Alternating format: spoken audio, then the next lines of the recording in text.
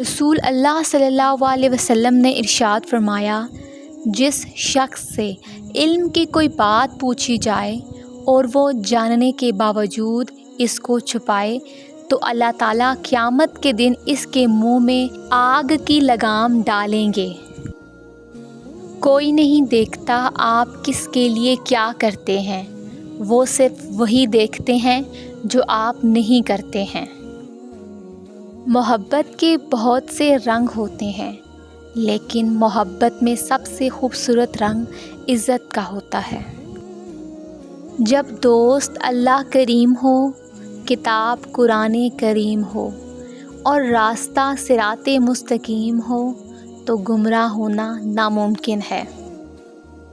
تنہا ہو جانا نظر انداز ہونے سے بہتر ہے۔ نبی کریم صلی اللہ علیہ وسلم نے فرمایا، قرآن کے ذریعے اپنے دلوں اور گھروں کو آباد کیا کرو۔ قرآن بہت محبتوں والا کلام ہے۔ قرآن غم کی راحتوں میں امید کا چراغ ہے، وحشت کے عالم میں صبر و قرار ہے، اداسی کے موسم میں تسلی برا دلاسا ہے، خزاں بھری زندگی میں بہار کا پیغمبر ہے اور موت کے بعد بھی وصول ہونے والا تحفہ ہے۔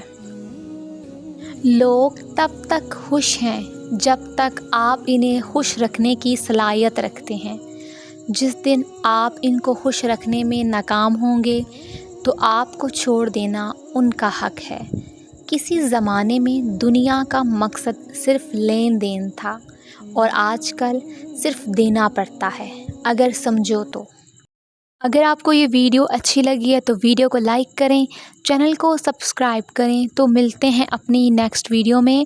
اپنا خیال رکھیے گا۔ اللہ حافظ۔